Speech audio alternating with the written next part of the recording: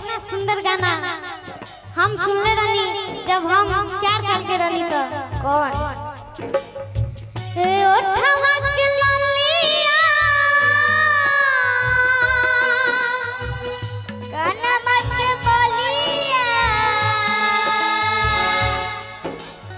ए ओठवा के ललिया कानमा के बलिया अखिया के तोहरा गजरा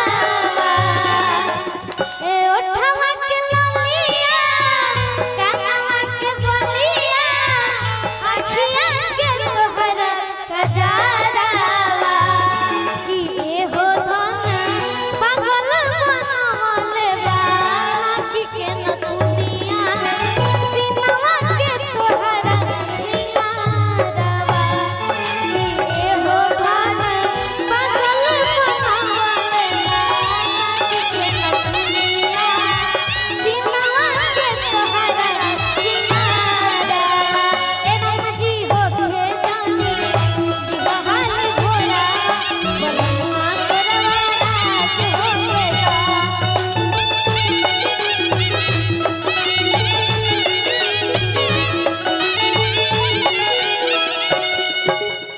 कि पहिले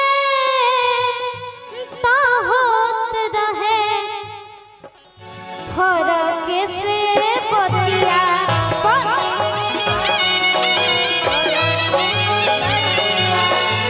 पहिले ता होत रहे फरक से बतिया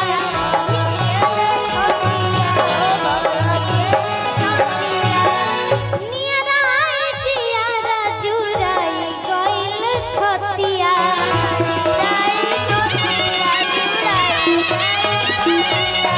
नियराई जियारा जुराई गइल छतिया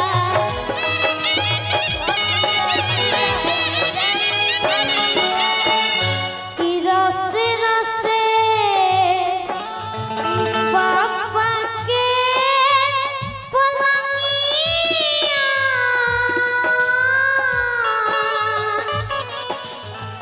रसे रसे पापा के पलंगिया जवनिया साज होखेला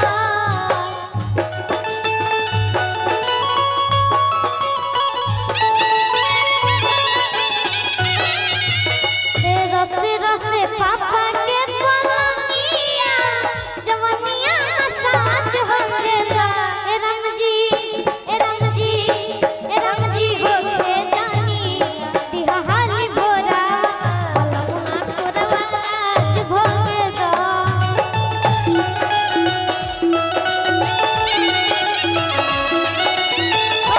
ए राम जी होके जानी दिहाली भोरा बलनुआ करवा राज भोगेगा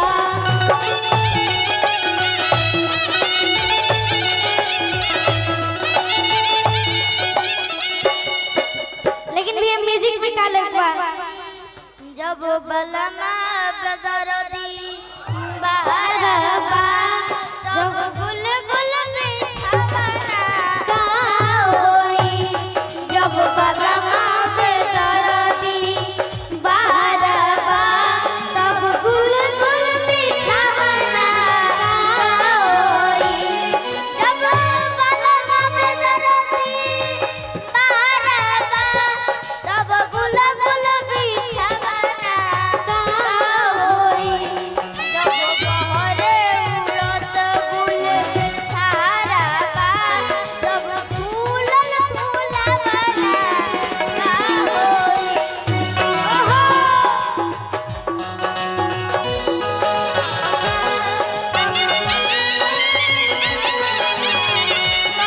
राम जी होके जानी दिहाली भोरा बलनुआ करवा राज भोगेगा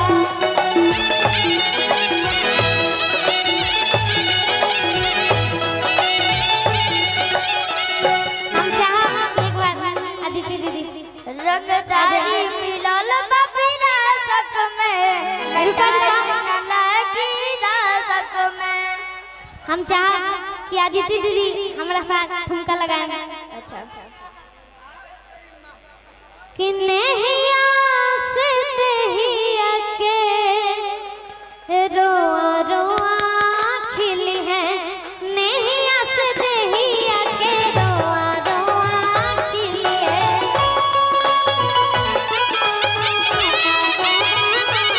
तनिका बस भाव करी बा टंगारी में टंगारी जब रघु जी से मिली है,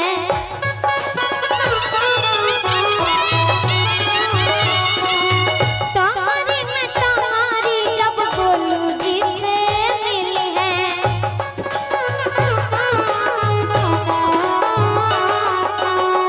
कि सोची सोची जो हमी जीते डर के गरबन मिजाज हो खेदा, सोची सोची जब हमी जीते डर के गरबन मिजाज हो खेदा। ए राम जी ए राम जी ए राम जी हो खेदा।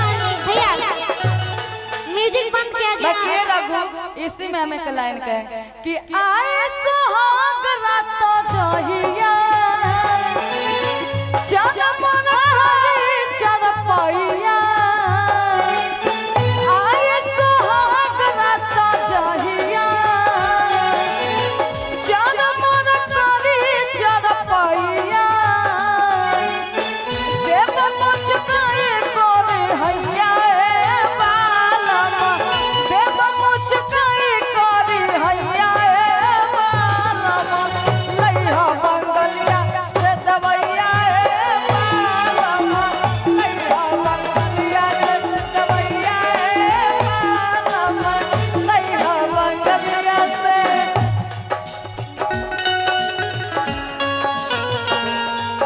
ऐसे ना होला भाई, ऐसे थोड़ी गावे जाला। सोची सोची जिया मरो, सोची सोची जिया मरो, काहे घबराता दरोगा जी हो।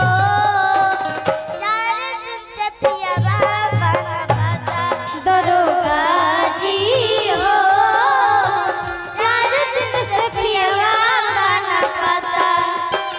सोची सोची जिया मरो, सोची सोची जिया मरो, काहे घबराता दरोगा जी हो।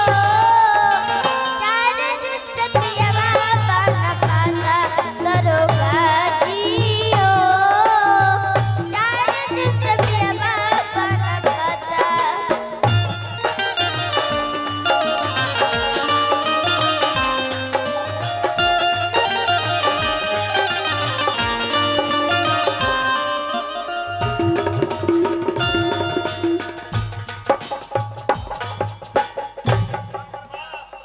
उड़ जाए गोलू भैया।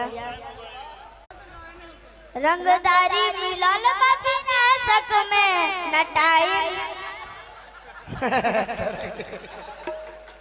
बहुत सुंदर।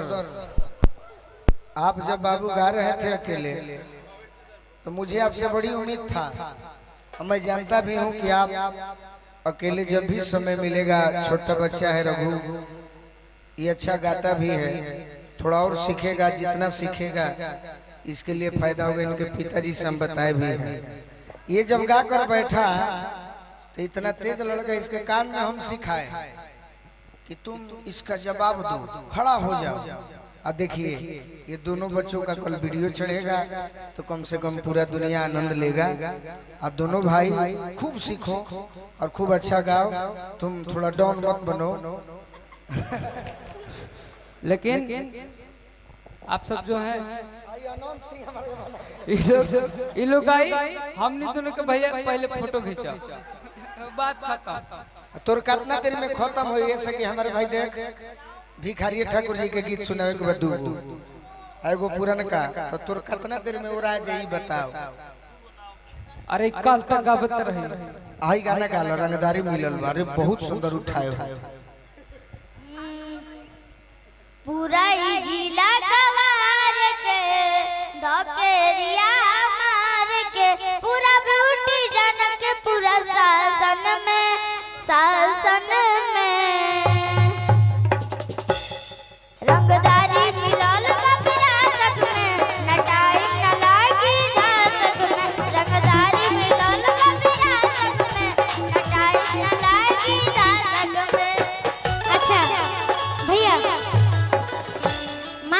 हंसी से इतना रंगदारी करता रहा। अच्छा आ कनवा के तरह के शूट कर दी तब का होई?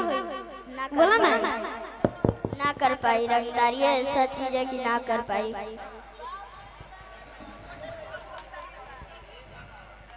तोरा से पीछे ना आ जाए भागी। शिवानी जी।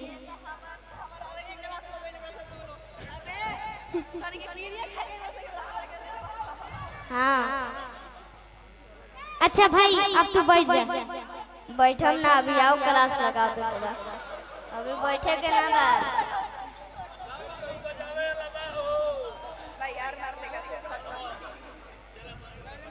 बहुत अच्छा एगो सर संग हमारे गुल भैया जी के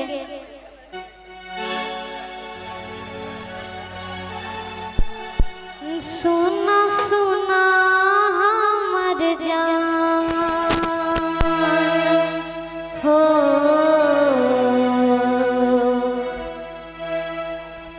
तुरल दिल के अरमान हो। तनी ऐसा एक्टिंग पर करिया कि मान ला अगर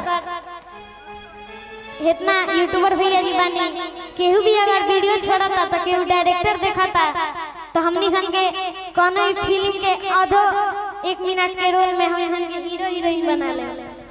बेटा तार गर्लफ्रेंड के रोल ना मिली, माई के जरूर रोल मिल जाए। अच्छा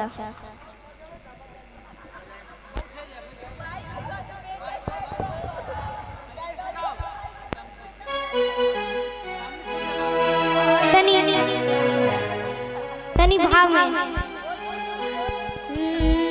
सोना चांदी नहीं हमारा के दान चाहिए। एगो लइकी माई रसियन चाहिए। नहीं घरवा दुआरा भवन चाहिए। एगो लइकी माई रसियन चाहिए। भाई अच्छा ई रसिया लेके दूध काफी सबो के हुनर में हरारू चाहिए सुनर। सबो के हुनर